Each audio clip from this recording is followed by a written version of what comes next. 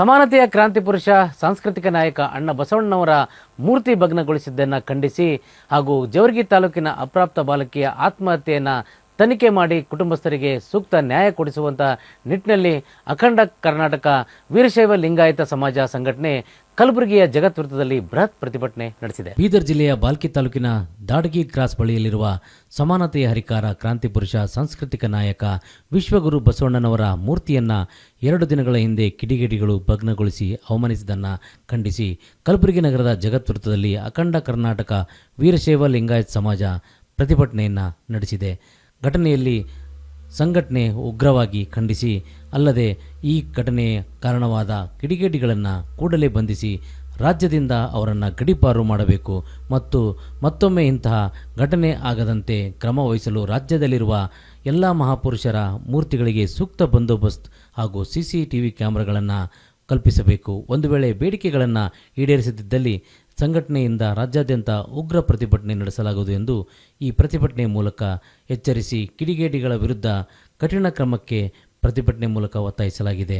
ಜೇವರ್ಗಿಯ ಬಾಲಕಿ ಆತ್ಮಹತ್ಯೆ ಪ್ರಕರಣವನ್ನು ಕೂಡ ಸೂಕ್ತ ತನಿಖೆ ನಡೆಸಿ ಕುಟುಂಬಕ್ಕೆ ಸೂಕ್ತ ಪರಿಹಾರ ನೀಡಬೇಕು ಅಂತ ಪ್ರತಿಭಟನೆ ಮೂಲಕ ಒತ್ತಾಯಿಸಲಾಗಿದೆ. ವೀರಶೈವ ಲಿಂಗಾಯತ ಸಮಾಜ ಇವತ್ತು ಕಲಬುರಗಿ ಜಿಲ್ಲೆಯಲ್ಲಿ ಬೃಹತ್ ಪ್ರತಿಭಟನೆ ಹಮ್ಮಿಕೊಂಡಿತ್ತು.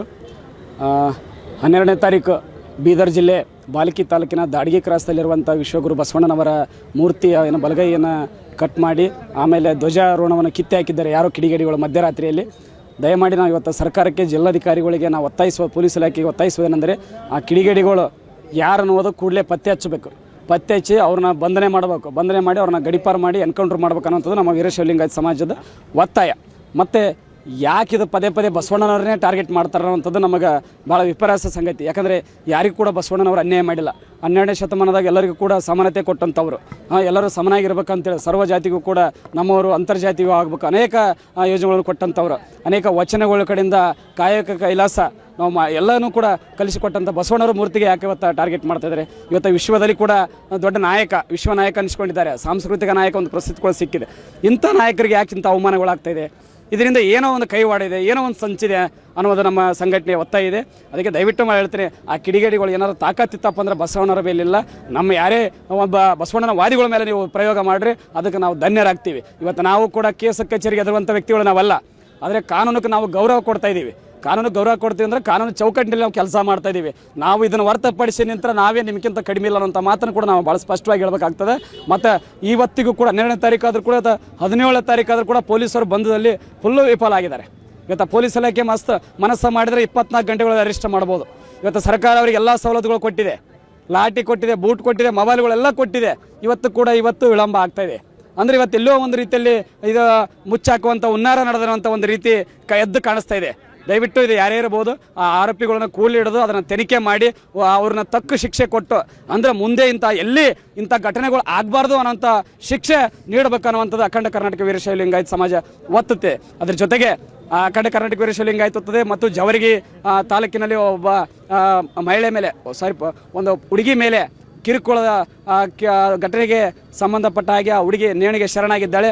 ಆ ಕುಟುಂಬಕ್ಕೂ ಕೂಡ ನ್ಯಾಯ ಸಿಗಬೇಕು. ಆರೋಪಿಗಳು ಕೂಡಲೇ ಬಂಧಿಸಿದ್ದಾರೆ, ಅವನನ್ನು ಗಲ್ಲಿಗೇರಿಸಬೇಕು. ಆ ಕುಟುಂಬಕ್ಕೆ 50 ಲಕ್ಷ ರೂಪಾಯಿಗಳು ಕೊಟ್ಟು ಆ ಮನೆಯಲ್ಲಿ ಸರ್ಕಾರಿ ನೌಕರರಿಗೆ ಕೊಡಿಸ್ಬೇಕಂತ ಹೇಳುತ್ತಾ ಆ ಕುಟುಂಬಕ್ಕೂ ಕೂಡ ಆ ಸರ್ಕಾರ ಒಂದಷ್ಟು ಹಣವನ್ನು ಕೊಟ್ಟು ಸಮಾಧಾನ ಮಾಡ್ಬೇಕಂತ ಅಲ್ಲಿ ಹೇಳುತ್ತಾ, ಮತ್ತು ಇಂಥ ಘಟನೆಗಳು ಆಗಬಾರ್ದು ಅಂದ್ರೆ ಆರೋಪಿಗಳು ತಕ್ಕ ಶಿಕ್ಷೆ ಆಗಬೇಕು. ಅಂದಾಗ ಮಾತ್ರ ಇಂಥ ಕಂಟ್ರೋಲ್ ಆಗ್ತವೆ. ಇಲ್ಲ ಅಂತಂದರೆ ಇದು ದಿನಕ್ಕೆಷ್ಟು ಹೆಚ್ಚಿಗೆ ಆಗ್ತದೆ. ತಮ್ಮ ಮಾಧ್ಯಮದ ಮುಖಾಂತರ ಕರ್ನಾಟಕ ಸರ್ಕಾರಕ್ಕೆ ನಾನು ಒತ್ತಾಯ ಮಾಡುತ್ತೇನೆ, ಇವತ್ತು ಆರೋಪಿಗಳು ಯಾರೇ ಇರಲಿ ಅಂಥವ್ರ ಪ್ರೊಟೆಕ್ಷನ್ ನಾವು ನಿಲ್ಲಬಾರ್ದು, ನಿಂದ್ರಕ್ಕೆ ಹೋಗಬಾರ್ದು ಅನ್ನೋಂಥ ಮಾತನ್ನು ನಾನು ಹೇಳಲಿಕ್ಕೆ ಇಚ್ಛಪಡ್ತೇನೆ. ಅವ ಯಾರೇ ಇರಲಿ ಅಂಥವ್ರನ್ನ ಬೀದಿಯಲ್ಲಿ ಗುಂಡಿಟ್ಟು ಕೊಲ್ಲುವಂಥ ಕೆಲಸ ಈ ಸರ್ಕಾರ ಮಾಡ್ತಾವಂಥ ಒಂದು ಭರವಸೆ ನಮಗಿದೆ. ಕೂಡಲೇ ಎಚ್ಚೆತ್ತು ಅವ್ರನ್ನ ಹಿಡಿದು ಆ ಕೆಲಸ ಮಾಡ್ಬೇಕಂತ ಸರ್ಕಾರಕ್ಕೆ ನಾವು ಆಗ್ರಹಿಸ್ತೀವಿ. ಇದು ಏನಾದರೂ ಸರ್ಕಾರ ಮತ್ತು ಜಿಲ್ಲಾಧಿಕಾರಿ SP ಅವರು ಆಗಲಿಲ್ಲ ಅಂದ್ರೆ ಮುಂದೆ ರಾಜ್ಯಾದ್ಯಂತ ಹೋರಾಟ ಕೊಟ್ಟು ಕಲಬುರಗಿ ಸಂಪೂರ್ಣ ಬಂದ್ ಮಾಡಬೇಕಾಗುತ್ತಂಥ ಒಂದು ಎಚ್ಚರಿಕೆಯನ್ನು ಅಖಂಡ ಕರ್ನಾಟಕ ವೀರಶೈವ ಲಿಂಗಾಯತ ಸಮಾಜ ಎಚ್ಚರಿಸ್ತದೆ.